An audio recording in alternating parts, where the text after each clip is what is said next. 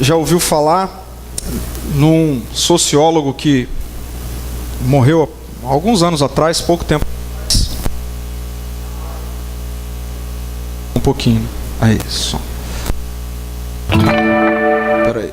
Isso. Chamado Zygmunt Bauman. Talvez vocês já tenham lido alguma coisa que ele escreveu.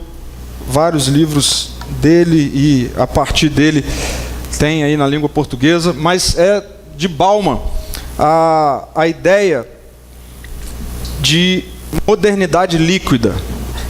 Poucos pensadores atuais traçam um retrato assim, eu diria, tão assertivo como Bauman para mostrar características da sociedade atual, do tempo em que nós vivemos.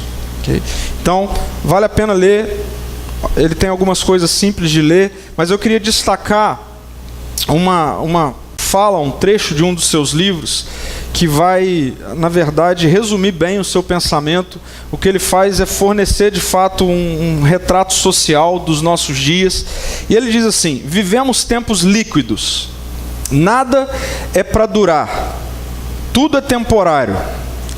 A modernidade, tal como os líquidos, caracteriza-se pela incapacidade de manter a forma. O que Bauman fala acerca do nosso tempo é que a nossa geração perdeu a condição de estabelecer padrões sólidos, características fortes, marcantes, pautadas pelo compromisso de fato, e passou a viver uma dinâmica com relação às demais variadas áreas da vida, líquidas, ou seja, adaptáveis, volúveis, frágeis, né? O líquido tem essa capacidade de se adequar ao ambiente em que você colocá-lo, não é? Se você colocar ele numa garrafa, enfim, mais comprida, o líquido vai ficar mais comprido. Se for uma garrafa mais cheinha, ele vai se adequar ao ambiente. E o que Bauman vai dizer é que a nossa sociedade tem características líquidas. Nós nos adaptamos dependendo de onde nós estivermos, falando com quem estivermos falando, fazendo o que a gente estiver fazendo, a gente vai se parecer com aquilo. A gente vai se adequar àquilo. E o que está por trás dessa liquidez são estruturas presentes no nosso tempo, muito característicos do nosso tempo, e aí vem o tema de hoje, que vai impactar diretamente a maneira como nós estabelecemos os nossos relacionamentos. Então, essa característica de uma modernidade líquida, okay? Ou seja, de vivermos essa realidade líquida, adaptável, frágil, sem características sólidas, também vai impactar os nossos relacionamentos, a forma como nós nos relacionamos. E eu quero trazer para vocês 4, de certamente muitas outras que a gente poderia trazer, características ou realidades dos nossos dias, que muitas vezes colaboram ou podem ser fatores tóxicos com relação à forma como nós nos relacionamos com as pessoas. Existem no nosso tempo, por trás de toda essa liquidez da nossa geração, características presentes nos nossos dias que trazem impactos tóxicos para os nossos relacionamentos. Eu quero pontuar 4 para vocês. Como eu disse, poderia trazer várias, mas eu quero pontuar 4 para vocês. Primeiro, o individualismo. O individualismo, no que diz respeito a relacionamento, ele vai se desdobrar de forma prática quando eu começo a viver as minhas relações como se eu fosse o centro de tudo. Ou como se tudo ao meu redor existisse para o meu eu. E isso também com respeito aos relacionamentos. Então, eu sou o centro. E todas as pessoas ao meu redor, elas existem e eu me relaciono com elas para que elas me sirvam. Para que, de alguma forma, elas tenham algo a me dar, a me favorecer, a contribuir comigo. O individualismo ele está presente nos nossos dias e ele traz impactos tóxicos para a maneira como nós nos relacionamos. Se eu só estabeleço relacionamentos com pessoas com base em algo que elas podem me dar, e isso é algo muito presente no nosso tempo, em algum momento o relacionamento passará por realidades tóxicas. Mas ainda, uma outra característica presente nos nossos dias, que eu chamo aqui de estrutura tóxica do nosso tempo, é o hedonismo. Hedonismo tem a ver com o prazer ser o bem supremo. Prazer. Então, por exemplo, tem gente que só se relaciona com outra pessoa se de alguma maneira o relacionamento trouxer para ela prazer. E aí, o brasileiro, então, tem muito disso, né? Só é meu amigo se me chamar para um churrasco. Só vou estabelecer relacionamento se ao redor do nosso relacionamento eu estiver vivenciando coisas que me dão prazer. O hedonismo é isso. O prazer está acima de qualquer coisa. O prazer é o bem supremo. E muitas vezes nós podemos cair na besteira de colocar o hedonismo por trás da forma como nós nos relacionamos com pessoas ou estabelecemos os nossos relacionamentos. Outra característica do nosso tempo, outra estrutura tóxica, superficialidade. As redes sociais, a internet, trouxe para os nossos dias a ideia de que nós temos muitos amigos. De que nós nos relacionamos com muitas pessoas. Afinal de contas, nós postamos algo e há ali interação com centenas e milhares de pessoas. As pessoas curtem algo que você escreve, que eu escrevo, curtem as fotos, enfim. Isso traz para nós essa sensação de que nós temos muitos relacionamentos. A questão é, qual é a profundidade? A superficialidade é um mal do nosso dia. Se você pegar agora o seu smartphone, você vai saber o que está acontecendo nesse exato momento do outro lado do mundo. Todas as informações estão a um clique. Certa vez eu ouvi alguém dizer que uma característica presente nos nossos dias é: nós temos um oceano de conhecimento, mas 1 centímetro de profundidade. Já viu como a internet trouxe a ideia de que todo mundo é especialista em tudo? Todo mundo sabe de todas as coisas. Você coloca qualquer assunto lá, todo mundo vai discutir, todo mundo vai colocar opinião, todo mundo vai saber mais do que o outro. E a superficialidade muitas vezes tem sido uma estrutura por detrás da maneira como nós nos relacionamos. Mas eu quero trazer uma outra realidade que também é presente no nosso tempo e que tem intoxicado as nossas relações, que é a virtualidade. E aqui eu citei a internet como uma esfera, um ambiente de superficialidade, e agora eu quero citar a virtualidade como sendo um lugar único onde nós temos estabelecido as nossas relações. Eu não sei se você já viveu isso, eu já vivi isso mais de uma vez. A pessoa se relaciona comigo no virtual de um jeito. E quando a gente está pessoalmente, parece outra pessoa. Eu já fui pego de surpresa ao me encontrar e conhecer uma pessoa que a gente só havia interagido pela internet. E aí, quando eu me encontrei pessoalmente, a minha vontade era perguntar: é a mesma pessoa? A virtualidade é uma característica do nosso tempo e que tem também intoxicado os nossos relacionamentos. Nós confundimos vida real com vida virtual. E aí, sabe qual é o problema disso? Não quero me alongar aqui, mas o problema é quando nós começamos a viver os nossos relacionamentos através da persona que nós criamos na internet, ou melhor, do personagem que nós criamos na internet, ao invés da persona, da pessoa que nós de fato somos. E aí que está esse problema. Por isso que muitas vezes nós nos relacionamos com alguém que na internet é de um jeito e no pessoal é de outro. Por quê? Porque a internet traz essa possibilidade de você construir um avatar seu. Quem você gostaria de ser. Um personagem. Okay? O problema é quando você começa a se relacionar com tudo com o seu personagem e não com quem você é. Tudo isso colabora para que qualquer relação, meu amigo e minha amiga, em algum momento se torne tóxico. Sabe por quê? Porque se o individualismo, se a superficialidade, se o hedonismo, a virtualidade nortearem a nossa maneira de estabelecer relacionamentos, em algum momento haverá intoxicação. E isso está muito mais perto do que a gente imagina. Por exemplo, quero trazer aqui como exemplo o que deveria ser o ápice relacional entre pessoas, que é o casamento, okay?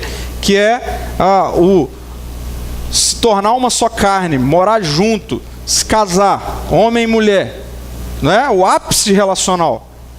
Ninguém deveria me conhecer mais do que a minha esposa, okay? Mas veja, essas 4 características ou estruturas podem muito bem fazer parte do dia a dia de um casal.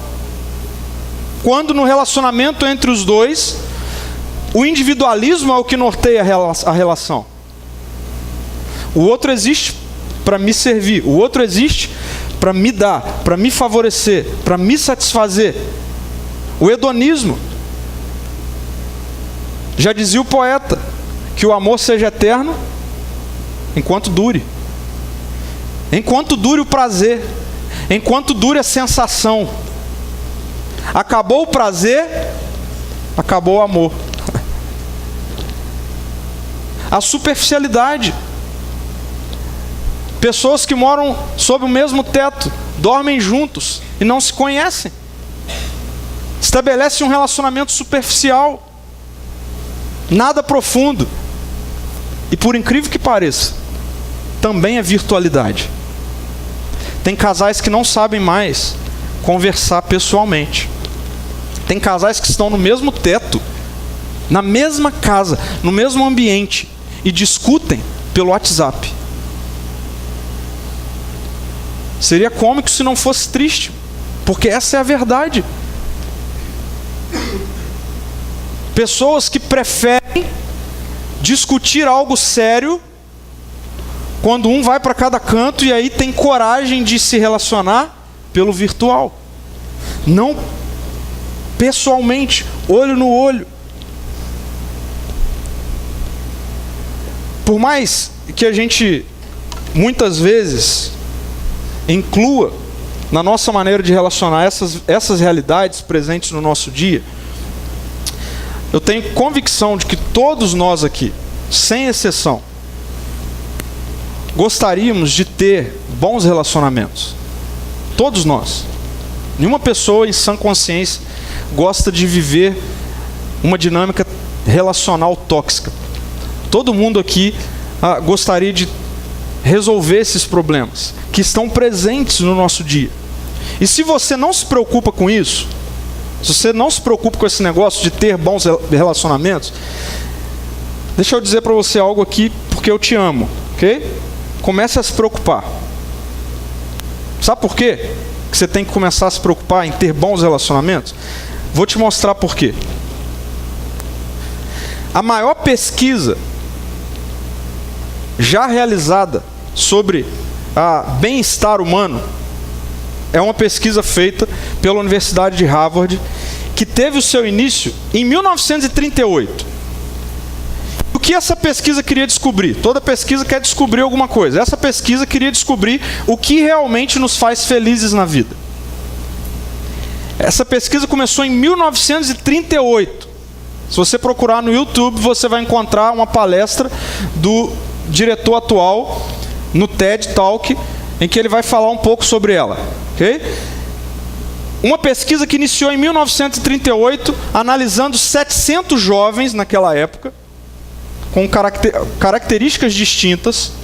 E aí, pasme, essa pesquisa continua com mais de 1.000 pessoas hoje envolvidas, que são os filhos e filhas daqueles participantes iniciais, que anualmente, vêm sendo acompanhados desde 1938, logicamente, muitos já morreram, monitorando seu estado mental, físico e emocional. E aí, a pesquisa já está no 4º diretor, desde esse tempo até aqui.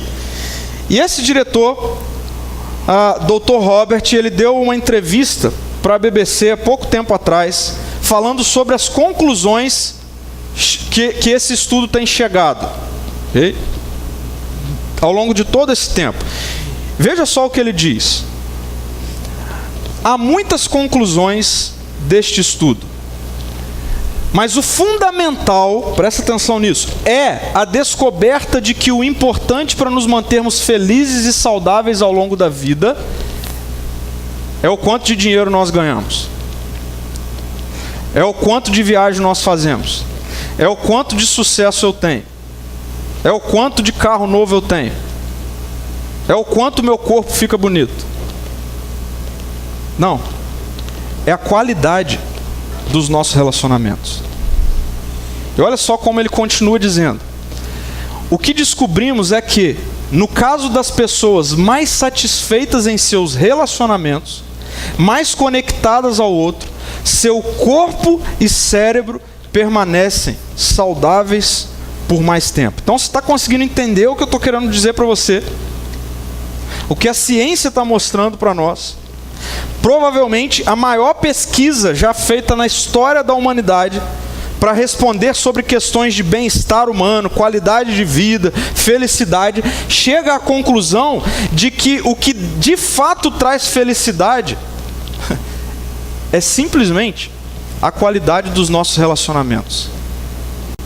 A qualidade dos nossos relacionamentos.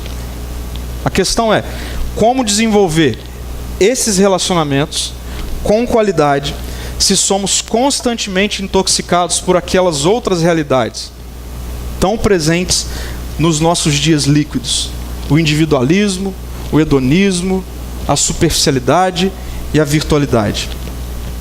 E aí eu quero trazer para você o que eu creio. E eu creio que a Bíblia traz a verdadeira cosmovisão, a verdadeira visão de um mundo saudável, de um mundo real. Okay? E que vai nos responder isso. O apóstolo Paulo, ele escreveu algumas cartas. Se você pegar a Bíblia, você que já tem, né, tempo, experiência com a Bíblia, isso não é novo para você. Pode ser que tenham pessoas aqui que não têm o costume ainda de lidar com a Bíblia, enfim. Então quero dizer para você que o apóstolo Paulo, ele escreve algumas cartas com o objetivo de orientar igrejas que ele plantou enquanto ele vivia naquele contexto há muitos anos atrás. E essas cartas, elas respondiam realidades específicas que aquelas igrejas estavam vivendo, as pessoas daquele contexto estavam vivendo, e que o apóstolo Paulo via a necessidade de escrever cartas, né? Não tinha WhatsApp, não tinha e-mail, então era carta para alinhar algumas coisas na vida daquelas pessoas, por vezes para encorajar aquelas pessoas, por vezes para exortar aquelas pessoas, para, enfim, corrigir. E uma das cartas que o apóstolo Paulo escreveu é a carta aos Romanos. Por que chama Romanos? Porque é para uma igreja que existia em Roma. Uma igreja composta, em sua maioria, não por judeus, que eram aqueles primeiros que conheceram, né, o Evangelho de Jesus e tudo mais, mas não, para os gentios. Quem eram os gentios? Aqueles que não tinham contato nenhum com a cultura judaica, mas que, ao ouvirem a mensagem do Evangelho de Jesus, por ação do Espírito, se renderam a Jesus. E Paulo escreve uma das suas cartas, a carta aos Romanos, para esse contexto de gente que não tinha cultura nenhuma de cristianismo, ok? Não, gente que cresceu num ambiente totalmente diferente, cultural, com relação ao que eram os verdadeiros deuses e religiões e etc. E Paulo escreve essa carta aos Romanos, então, para quê? Primeiro, para dar uma clara explicação acerca do que é o Evangelho de Jesus. Se você lê a carta aos Romanos, você vai ver que, principalmente o início, é bem detalhado a explicação de Paulo com relação ao Evangelho de Jesus, ao que é Jesus, ao que isso significa. Se você está começando agora a sua caminhada com Jesus, ou se você está investigando o cristianismo, comece a ler Romanos. Você vai ver, é muito legal. Então, Paulo tem esse objetivo com a carta aos Romanos. Deixa eu explicar para eles o que significa ser discípulo de Jesus. E no meio disso, então, com essa base de explicação acerca do Evangelho de Jesus, Paulo vai começar a mostrar os desdobramentos dessa nova vida em Jesus na prática da vida. Isso, Romanos é uma carta muito prática, okay? Que é o que Paulo quer fazer. Eu quero mostrar para esse povo o que é Jesus e o Evangelho e como é viver a vida a partir do Evangelho, uma vez que o Evangelho me alcançou. E é nesse contexto geral que eu estou dando para você, é que no capítulo 12 de Romanos, Paulo vai escrever uma parte onde, de forma muito específica, ele trata sobre a questão de relacionamento. E como o Evangelho de Jesus desintoxicaria a maneira daquelas pessoas se relacionarem umas com as outras lá atrás, e aqui está a beleza do Evangelho. E como isso desintoxica a nossa maneira de estabelecer relacionamentos agora, hoje, nos nossos dias, com as nossas demandas, dentro das realidades que nós vivemos. Mas antes dele apresentar esse estilo de vida relacional desintoxicado, ele vai nos mostrar, e aí eu quero chamar sua atenção para isso aqui, a única maneira pela qual é possível usufruirmos desse estilo de vida. A única maneira. Romanos 12, no capítulo 2, no versículo 2, Paulo vai nos mostrar como é possível mudar,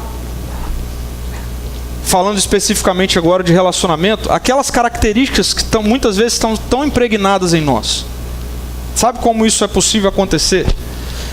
Veja só, Romanos 12, no versículo 2, Paulo vai dizer assim: não imitem o comportamento e os costumes deste mundo, mas deixem que Deus os transforme por meio de uma mudança em seu modo de pensar, a fim de que experimentem a boa, agradável e perfeita vontade de Deus para vocês. Deixa eu chamar a sua atenção para o seguinte aqui. Quais são os costumes deste mundo? E quando eu digo deste mundo, eu estou falando desse tempo, que é comum no estabelecimento de relações no nosso dia. Quais são? O que nós vimos. É comum para o nosso tempo você ser individualista. É comum para o mundo em que a gente vive você querer que tudo dê a você prazer. Se não der prazer, não serve. É comum para o nosso tempo você ser superficial. É comum, é um problema da nossa geração. É comum para o nosso tempo você se esconder atrás do virtual.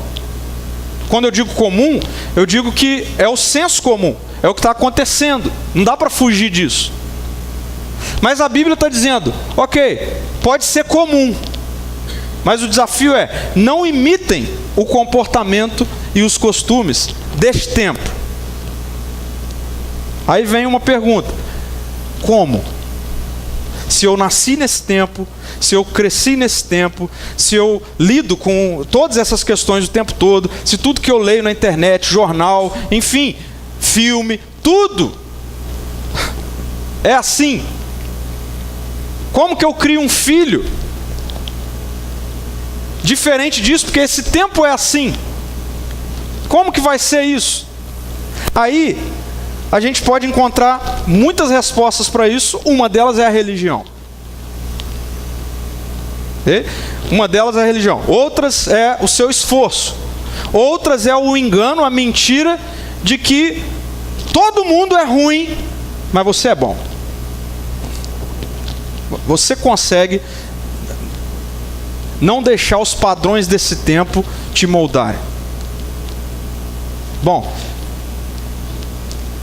eu não consigo pela religião, eu não consigo pelo meu esforço, e eu não sou bom. Então, eu preciso encontrar como é que é então, Paulo. Que eu não vou imitar os padrões desse mundo. Só tem uma maneira da gente não imitar os padrões desse mundo. No que diz respeito a relacionamentos, não estabelecemos relacionamentos a partir do individualismo, do hedonismo, da superficialidade, da virtualidade. A única maneira é por meio de um detox, no que eu estou chamando aqui de eu relacional, por meio de uma efetiva transformação na minha mente. Está entendendo? Só tem uma forma de eu não me enquadrar no formato desse tempo. Qual? A minha mente precisa ser mudada. Porque a minha mente ela foi formatada nesse tempo. Só tem uma forma de eu não viver de forma individualista, de forma hedonista, de forma superficial. Só tem uma forma. Não é o meu esforço, mas eu preciso passar por uma cirurgia, preciso passar por um transplante de cérebro, de mente. Aí você diz, mas é impossível esse negócio. E aí eu vou dizer para você, não é impossível. A palavra de Deus diz que o que é impossível para o homem é possível para Deus. O Evangelho nos dá uma nova mente. Vou repetir. O Evangelho nos dá uma nova mente. Sabe o que significa? O Evangelho nos dá uma nova maneira de pensar, uma nova maneira de raciocinar, refletir, consequentemente, uma nova maneira de viver. Gente, quando se trata de questões relacionais, nós sempre temos, não adianta você falar que você não tem, todos nós temos, uma tendência a colocarmos as responsabilidades sobre o outro. Não é? Que diz respeito a relacionamento, é sempre assim. O erro foi do outro. Quem pisou na bola foi o outro. Quem vacilou foi o outro. É assim, a gente pula fora. Quando tem a ver com intoxicação relacional, desgaste relacional, a nossa tendência natural é o outro. Mas deixa eu explicar algo para você.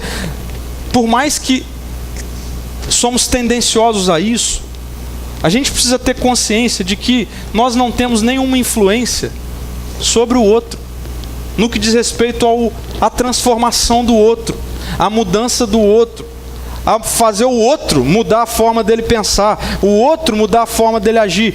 Mas a gente vive gastando a nossa energia colocando a culpa no outro, a responsabilidade no outro. Acontece um problema relacional, é o outro, e a gente gasta energia tentando mudar o outro, mas nós não temos acesso à mente do outro, mas a nossa nós temos. E é muito interessante porque o texto vai dizer, dentre tantas coisas, para a gente deixar Deus nos transformar. Veja, deixem que Deus os transforme. O outro, não. Eu. Deixem que Deus o transforme. Nós não podemos interferir no outro, mas nós podemos ter o nosso eu transformado. E essa é a boa notícia do Evangelho. Ele faz exatamente isso comigo. Ele faz exatamente isso com você. Ele transforma a sua mente. Portanto, eu não posso mudar a maneira com a qual o outro lida com o relacionamento, mas eu posso deixar Deus mudar a forma como eu lido com o relacionamento, a minha mente. Agora percebam que não é ter vontade de mudar, não é se esforçar para mudar. A gente precisa entender que na vida nós somos alvos da transformação e não agentes da transformação. A grande confusão que a religião faz é colocar sobre a mesma pessoa tanto ser o alvo como ser o agente. Só que isso é louco, isso é impossível. Não dá para você ser tanto alvo como agente. A beleza do evangelho é que você é o alvo. E você precisa deixar o agente te transformar. E quando nós deixamos, e aqui está a nossa responsabilidade, quando nós deixamos, e o que significa deixar? Quando eu de fato me entrego com a disponibilidade, com a humildade, com a dependência, com a disposição de obedecer, com a disposição de conhecer a Jesus. Isso é a minha parte do deixar. Quando isso acontece, sabe qual vai ser o resultado disso? A nossa mente é transformada. E eu amo a palavra que aparece aqui nesse contexto, que é uma palavra conhecida para nós, que é a palavra metamorfose. E essa mudança de mente, mudança em seu modo de pensar, no texto original é metanoia. O que é metanoia? É o que dá origem à metamorfose. Ou seja, é mudar completamente, por inteiro, algo. O que o evangelho faz com a minha mente é um processo de metanoia. Ele literalmente arranca o meu modo de pensar e ele coloca em mim um outro modo de pensar. Aí agora, você ouvindo isso, talvez você pense assim, então, por isso que eu estou entendendo, então, que antes eu pensava de um jeito uma coisa, e aí de repente eu comecei a pensar de outra. Então, meu querido, minha querida, isso não é seu. É porque você está deixando o evangelho moldar a sua forma de pensar. Eu tenho tido a graça de conviver com muitos de vocês e que têm falado comigo, pastor, as pessoas no meu trabalho me viam de um jeito e elas chegam para mim e falam, cara, o que está acontecendo com você? Deixa eu te falar, o que está acontecendo com você é metanoia. É porque antes era a sua mente, agora é a mente de Jesus. Então tá vendo? Só dá pra gente mudar tudo o que inclui relacionamentos se deixar de ter a minha mente e passar a ser a mente de Jesus. E o evangelho nos fornece isso. E aí, à medida em que isso se torna real e profundo na minha vida e na sua vida, não tem jeito. Não haverá espaço para intoxicações, inclusive relacionais. Agora faz sentido, Paulo vai começar então a falar sobre relacionamento numa dinâmica de, já que a mente de vocês está sendo mudada e transformada na mente de Jesus, vocês precisam entender como é a dinâmica de relacionamento para alguém que tem a mente de Jesus. É simples assim. Se você é alguém que é um discípulo de Jesus, uma discípula de Jesus, a sua mente está sendo transformada, isso não vem de você, isso é sobrenatural, é o Espírito Santo de Deus que está agindo em você e está te transformando. Você precisa compreender que isso traz impactos para a nossa vida. É o que eu tenho insistido em falar sempre e sempre vou falar mais. O Evangelho não é sobre ir para o céu. O Evangelho é sobre viver as realidades do céu na terra. É sobre viver as realidades que Deus planejou para que o ser humano vivesse, mas que o pecado, a queda, desconfigurou. Mas por meio da vida de Jesus em nós, nós podemos voltar a experimentar isso agora. Como eu me relaciono com o outro? Deus criou o ser humano para se relacionar com o outro. Nada melhor do que deixar Deus mostrar como eu me relaciono com o outro. Vejam, o modo do mundo se relacionar com o outro pode ser um, mas a mente de Jesus está em mim e me dá o modo como Jesus se relaciona com o outro, como eu me relaciono com o outro. Quais são os impactos disso? Eu quero trazer para vocês alguns impactos que o Evangelho traz de forma muito prática para a nossa maneira de se relacionar. Veja, primeiro, o Evangelho muda a nossa maneira de enxergar relacionamento e ele coloca em nós, através da mente de Cristo em nós, um paradigma relacional caracterizado por comprometimento e profundidade. Comprometimento e profundidade. Veja, o versículo 9 do capítulo 12 vai dizer assim: ame as pessoas sem fingimento, odeiem tudo que é mal, apegue-se firmemente ao que é bom, amem-se com amor fraternal e tenham prazer em honrar uns aos outros. Quando membros do povo santo passarem por necessidade, ajudem com prontidão. Estejam sempre dispostos a praticar a hospitalidade. Alegrem-se com os que se alegram. Chorem com os que choram. Vivam em harmonia uns com os outros. Não sejam orgulhosos, mas tenham amizade com gente de condição humilde. Não pensem que sabem tudo. Quero chamar a sua atenção para o início. Amem as pessoas. A gente cresce ouvindo o seguinte: você precisa se amar. Existem vários livros, correntes da psicologia, enfim, que enfatizam o amor próprio. Você precisa se amar. Você precisa se amar.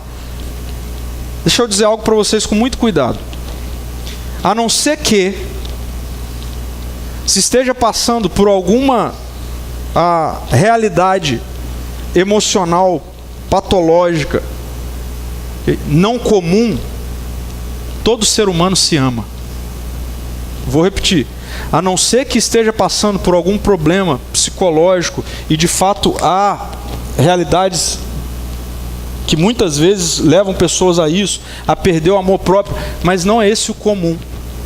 O comum é, na hora do aperto, na hora que estiver passando por alguma dificuldade, o comum é você salvar você.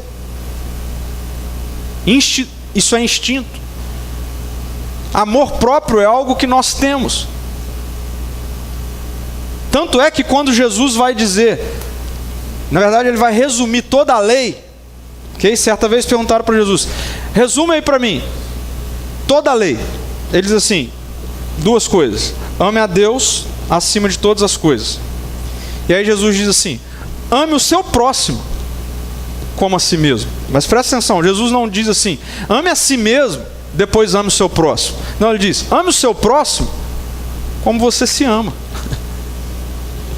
Por quê? Porque o amor próprio é algo intrínseco no ser humano.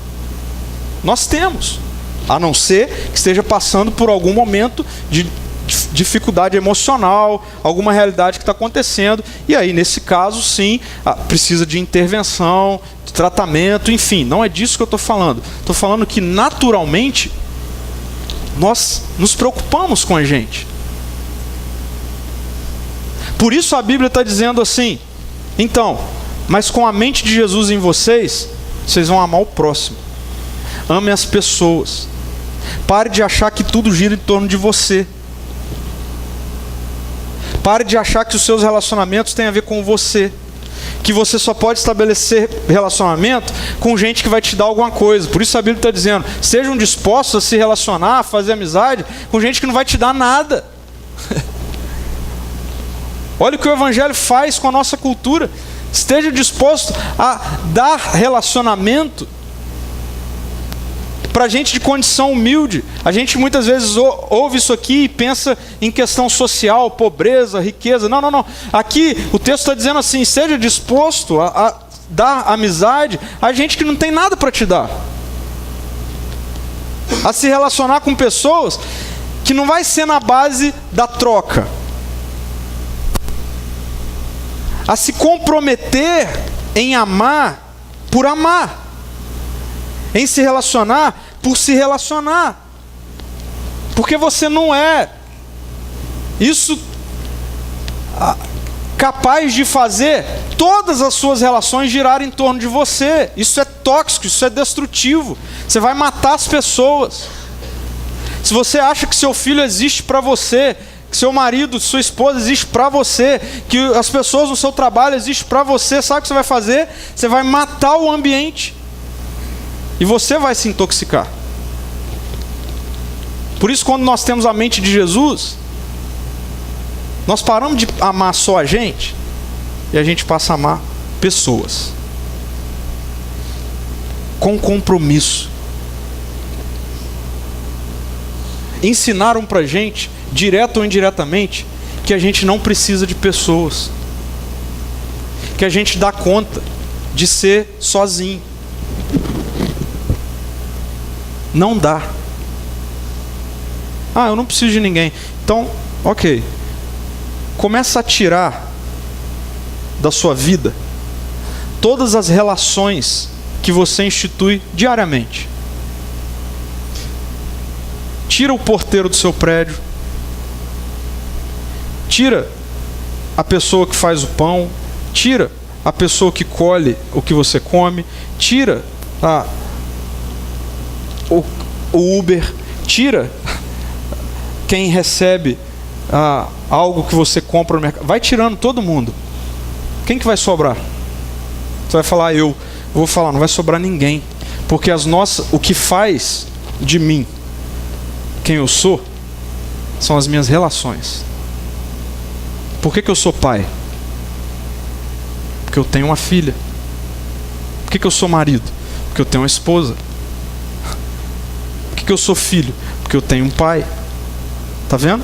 A gente acha que damos conta de viver de maneira individualista, mas a verdade é que se nós tirarmos as pessoas ao nosso redor, não sobra nada. Por isso nós precisamos de viver relacionalmente a partir do paradigma do Evangelho, que tem a ver com um amor comprometido, um amor profundo. Veja, sem fingimento. É o que o texto vai dizer. Amem sem fingimento. Muitas vezes a gente, por conta dessas realidades tóxicas relacionais, a gente acha que a Bíblia está falando assim, sem fingimento tem a ver com, eu falo mesmo. Me magoou, vai tomar, vou falar, eu sou super sincero. Lembra daquela série? Como é que é? O Super Honesto, né? Super sincero, lembra? Lembra o que ele fazia? Não, é isso. Eu não sou fingido. Me magoou, não gostei, eu vou falar. Não tem nada a ver, não é isso que a Bíblia está falando. Não ser fingido, que a Bíblia está falando aqui, é ter compromisso. Não ser fingido, que a Bíblia está falando aqui, é um amor profundo. E é interessante porque na língua grega existem algumas palavras que nós traduzimos como amor. E essa palavra que nós lemos aqui como amem, nesse texto aqui específico, a palavra que aparece no texto grego é da raiz ágape. Sabe o que está falando aqui? Sabe qual é o amor ágape? É o amor de Jesus. Só Jesus. Por quê? Porque a ágape tem a ver com um amor sacrificial. Um amor inconsequente. Um amor que não espera nada em troca. Isso é amar sem fingimento. Isso é um amor não fingido. Esse amor que nós precisamos estabelecer de forma comprometida e profunda tem a ver com o estabelecimento nas nossas relações de algo que eu chamo de cultura da honra. Aparece nesse texto aí a palavra prazer. Lembra do hedonismo? Tudo gira em torno do meu prazer. Vejam em que contexto aparece a palavra prazer nesse texto. Olha o que o texto diz. Amem-se com amor fraternal e tenham prazer em honrar o outro.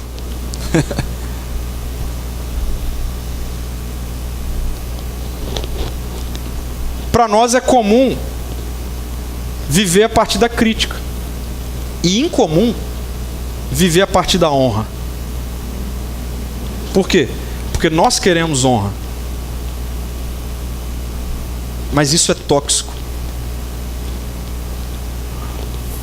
Quando o Evangelho alcança a nossa vida e reestrutura a nossa maneira de estabelecer relacionamentos, ele coloca em nós prazer em honrar o outro, em dar honra ao outro. A gente perdeu esse negócio, gente. A gente acha assim que esse negócio de elogiar, de honrar, de agradecer, não, esse negócio vai fazer o outro se achar. Não, o negócio é criticar. Isso é tóxico. Relacionamentos precisam de honra, um para o outro. Marido, você precisa honrar sua esposa. Esposa, você precisa honrar seu marido. Você não precisa só querer que o relacionamento gire em torno de você. Isso é tóxico. Agradeça-o pelo que ele tem feito. Não só critique o que ele não tem feito. Esposas ou maridos, honrem suas esposas. Agradeça pelo que ela faz, ao invés de ficar só criticando o que ela não faz. Isso é cultura da honra. No nosso relacionamento como igreja, como discípulos, como comunidade, a gente precisa honrar um ao outro. A tendência, sabe qual é, gente? Inevitavelmente, à medida em que nós nos conhecemos mais, mais começa a ficar evidente defeitos um do outro, e todos nós temos. Mas por que a gente precisa viver muito mais com base no que o outro tem como defeito do que no outro tem como virtude? Porque me parece que quando o Evangelho transforma a minha mente, eu começo a viver com o outro e eu tenho prazer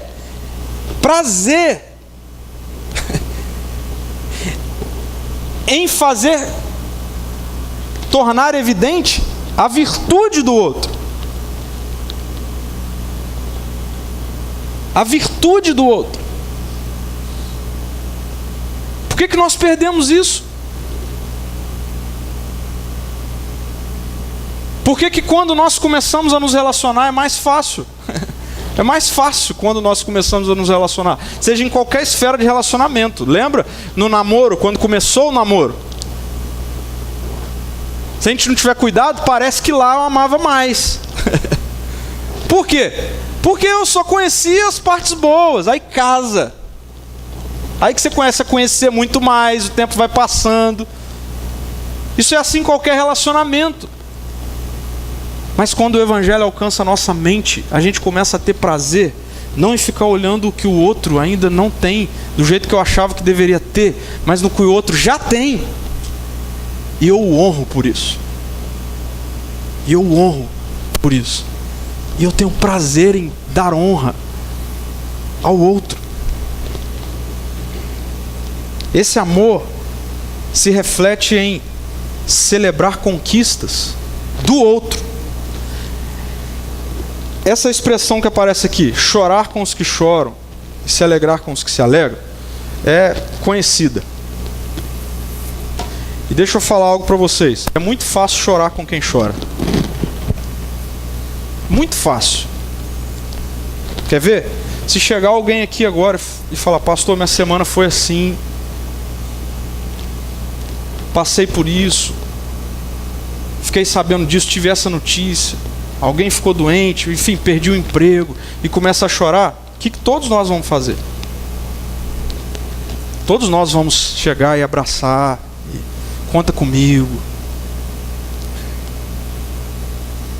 Mas e se alguém chegar aqui e falar assim: fui promovido, eu consegui comprar tal coisa, eu vou fazer tal viagem? Você se alegra com a conquista do outro?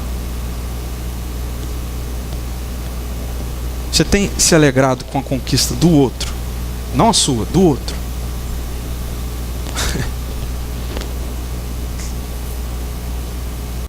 O mundo em que a gente vive inveja a conquista do outro. E a gente tem que ter cuidado para a gente não viver sobre esse mesmo paradigma. Porque se a mente de Jesus está em nós, a mente de Jesus dá a nós alegria quando o outro está alegre.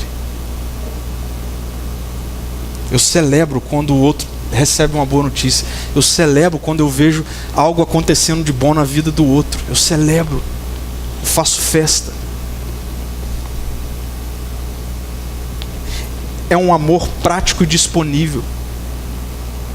Isso é comprometimento e profundidade. A gente se relaciona de fato conhecendo o outro. E se o outro tem uma demanda, e se eu posso ajudar na demanda do outro, eu não vou esperar. Eu vou ser prático, rápido. O texto vai dizer para a gente, quando membros do povo passarem por necessidade, ajudem com prontidão. Estejam dispostos a praticar a hospitalidade. Eu gosto disso aqui porque a gente aprendeu que isso aqui tem a ver com abrir a nossa casa.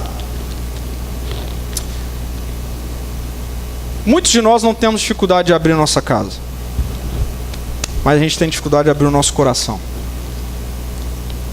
A gente tem que estar disposto a abrir o nosso coração para acolher pessoas nos nossos relacionamentos, com prontidão. Segundo e último, o nosso paradigma relacional também é impactado pelo Evangelho e traz uma realidade muito diferente da realidade estabelecida pelos relacionamentos do nosso dia. O paradigma relacional passa a ser caracterizado por bondade e por graça. Olha só o que esse texto vai falar com a gente. Abençoem aqueles que os perseguem. Não amaldiçoem, mas orem para que Deus os abençoe. Nunca paguem o mal com o mal. Pensem sempre fazer o que é melhor aos olhos de todos. No que depender de vocês, vivam em paz com todos. Versículo 19 vai dizer: amados, nunca se vinguem.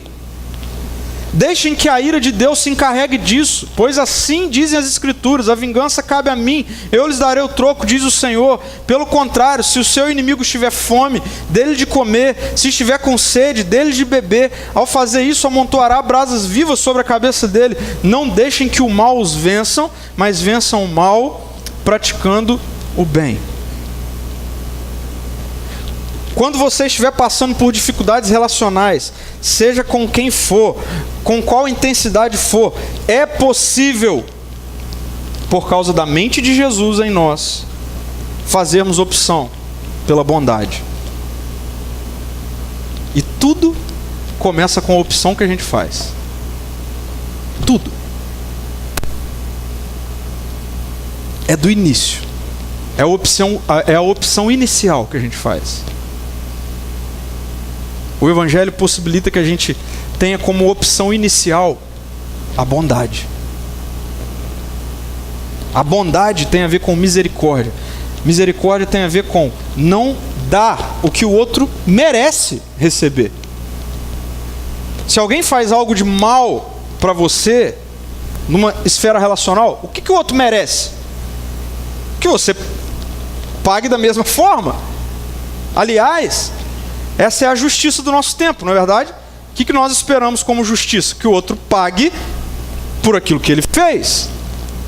Então, mas a justiça do Evangelho é outra. Sabe por quê?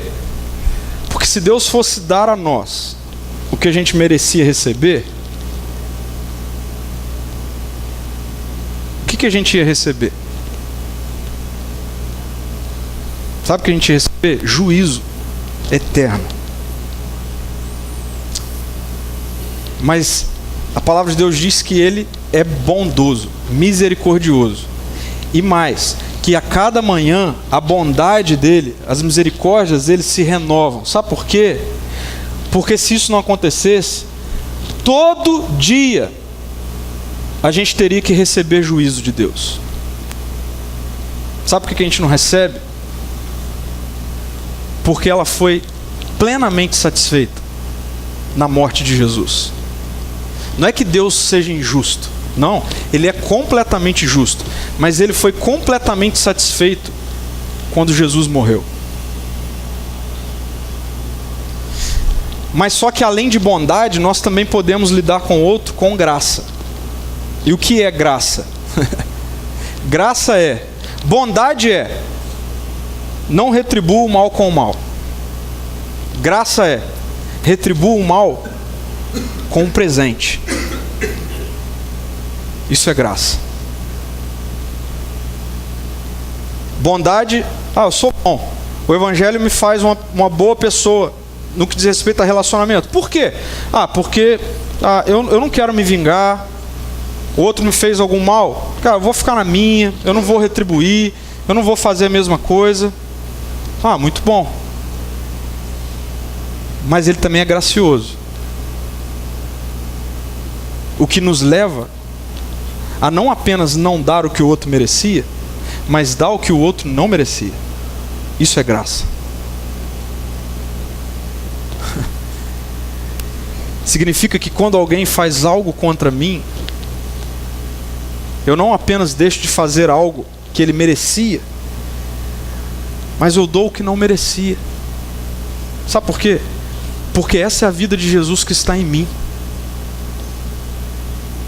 Eu não merecia e Ele me deu da sua vida. Eu não preciso mais retribuir o mal com o mal. Eu posso retribuir o mal com o bem. Eu posso orar por aqueles que me perseguem. Eu posso, ao invés de amaldiçoar, abençoar aqueles que me amaldiçoam. Por quê? Porque quem é o meu juiz, quem é aquele que cuida de mim, é o meu bom Pai. É Jesus, não sou eu. Não preciso mais cuidar da minha vida nessa dinâmica de eu preciso resolver o meu problema com aquele cara lá. Não, você tem um bom Pai que dá conta disso. Você não precisa se desgastar nos seus relacionamentos, seja em qual esfera for, o tempo todo querendo retribuir o mal que lhe é feito na mesma moeda. Não, porque todas as vezes que nós fazemos isso, sabe o que acontece? Todas as vezes que nós retribuímos o mal com o mal, de fato, sabe o que acontece? Nós nos tornamos mal. É isso. Se eu retribuo um mal que é me feito com o mal, o que aconteceu foi que eu me tornei mal. Simples assim. Mas a palavra de Deus vai dizer em 2 Timóteo 1, versículo 7, que Deus não nos deu um espírito que produz temor e covardia, mas sim um espírito que nos dá poder, amor e autocontrole. A bondade precisa nortear a nossa maneira de estabelecer relacionamentos, mas a graça também. A gente precisa começar a não querer romper a cada problema, a cada dificuldade relacional, mas além de não retribuir na mesma moeda, poder dar algo que o outro não merecia, mas poder dar algo. E talvez você ouça isso, você já pense logo num extremo, né? Um assaltante, Eu creio que não sejam esses os relacionamentos que fazem parte do nosso cotidiano. Volta para dentro da sua casa. Relacionamento seu com a sua esposa, seu com seus filhos, filhos com os pais, no seu trabalho, nos seus vizinhos. Comece a fazer opção pela bondade. Comece a fazer opção pela graça. Te encheu a paciência, fez algo que você não gostaria. Ao invés de você amaldiçoar com as suas palavras, ore. Coloque para o seu pai. É isso. Queridos, numa sociedade onde as estruturas relacionais são tóxicas, intoxicadas pelo individualismo, hedonismo, superficialidade, virtualidade, o Evangelho nos oferece um detox para nossa mente. E sabe como ele faz isso? Nos dando uma nova maneira de estabelecer relacionamentos. Eu agora me relaciono com as pessoas com base no compromisso, na profundidade, na bondade, na graça. É assim que eu me relaciono.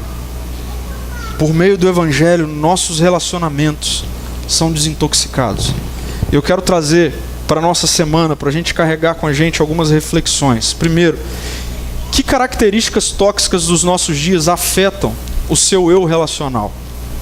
É o individualismo? Você acha que tudo tem que girar em torno de você, todos os seus relacionamentos? É o individualismo? Seja honesto com você. Olha para dentro. É o hedonismo? Você tem baseado suas relações no prazer que elas podem dar a você? É a superficialidade? Você não quer se envolver com ninguém, ser superficial com todo mundo? É a virtualidade? Tudo agora se resolve na internet? Quais são as características tóxicas dos nossos dias que podem estar afetando o seu eu relacional? Deixa o Evangelho transformar tudo isso. Segundo, em seus relacionamentos, você critica mais do que honra? Seja sincero. Nos seus relacionamentos, você é alguém que critica mais do que honra? Mais do que ver as virtudes? Para ontem. Deixa o Evangelho transformar isso. Você vai ver que você vai começar a ter prazer em honrar, mais do que em criticar. Dentro de casa, no trabalho, alguém fez alguma coisa de bom, não tenha medo, não tenha vergonha, não ache que é feio, sei lá o que. Honrar, chega até a pessoa e honre. Fala assim: olha, o que você fez ficou muito bom. Para de olhar o que ficou faltando. Entendeu? Olha o que foi feito e fala: cara, eu queria te agradecer. Isso que você fez ficou muito bom. Parabéns. Ficou bonito. E não tenha medo de fazer isso em público, não. E não tenha medo de elogiar em público. Você vai ver que você vai começar a ter prazer nisso. Você tem dado atenção à maneira como você verbaliza suas ideias, suas opiniões? Você dá atenção à forma como você fala com as pessoas? Você tem dado atenção a isso, a como você fala com as pessoas? Deixa eu afirmar algumas coisas para vocês sobre a fala. Gente, a matéria-prima dos relacionamentos são as palavras. É a maneira como a gente fala com o outro. É a matéria-prima do relacionamento. São as palavras. A qualidade dos nossos relacionamentos depende das palavras. Você tem dado atenção a isso? Comece a dar atenção a isso. E comece a pedir para essa mente de Jesus em você moldar o seu jeito de falar. Veja, como você tem resolvido os seus problemas relacionais? Como você tem resolvido? Você tem resolvido na base do rompimento? Você tem resolvido na base de pagar na mesma moeda? É assim que você tem resolvido os seus problemas? Para com isso, isso é tóxico, isso faz mal para você. Deixa o Evangelho transformar isso, fazer com que você seja bondoso e gracioso. E por fim, que tal eu e você sermos agentes de transformação em cada ambiente no qual nós nos relacionamos? Sabe o que vai acontecer amanhã? Todo mundo vai se relacionar com pessoas que não estão aqui. Você vai estar em algum ambiente, você vai passar por alguém. Que tal você sair daqui hoje com uma decisão? Fala assim: Jesus, eu entreguei minha vida para o Senhor. Minha vida é sua, o que significa que sua mente está em mim. Senhor, eu quero, onde eu chegar, se o ambiente for tóxico, então, relacionalmente, e às vezes o ambiente de trabalho é assim, não é? De vizinhança, de condomínio, toma uma decisão, fala assim: eu vou fazer diferente. Eu vou ser um agente de transformação daquele ambiente. Você vai ver que quem vai começar a viver bem-estar vai ser você. Quem vai começar a desfrutar de uma vida boa vai ser você mesmo, dentro da sua casa, do seu trabalho. Deixa a mente de Jesus transformar a sua mente, fazer com que você se relacione com a mente dele ele é comprometido com as pessoas. Ele é profundo com as pessoas. Ele não age na troca com base na maldade. Ele é bom e ele é gracioso. Vamos orar? Feche os seus olhos. Senhor, muito obrigado, porque o Evangelho nos garante a mente de Jesus. Muito obrigado, Senhor, porque pela fé, uma fé sim submissa, uma fé que se coloca sob o governo do Senhor sobre nós, tua palavra diz que nós recebemos a mente de Jesus. Há uma metamorfose. A nossa mente corrompida, a nossa mente que muitas vezes quer o tempo todo retribuir o mal com o mal, quer ser vingativo, quer romper. Obrigado, Senhor, porque nós não somos escravos dessa mente, mas nós temos a mente do Senhor em nós, e por isso nós podemos estabelecer novos padrões de relacionamentos. Quero pedir para cada um de nós aqui, se há alguém aqui, Deus, com problemas relacionais, principalmente dentro de casa, no ambiente da família, do casamento, Jesus, que a tua mente comece a trazer essas realidades de compromisso, de profundidade, Deus, de bondade, de graça. E para que isso extrapole o nosso ambiente familiar e vá para o nosso ambiente de trabalho, de faculdade, relacionamentos, em vizinhos. Senhor, nossa sociedade, ela está tão intoxicada no que diz respeito a relacionamentos. Ninguém mais quer se preocupar com o outro, ninguém mais quer abrir a casa, ninguém mais quer abrir o coração. Não é para ser assim, Deus.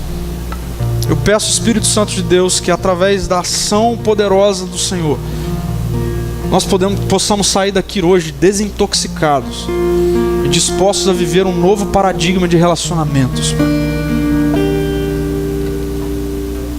Em nome de Jesus. Amém. Amém.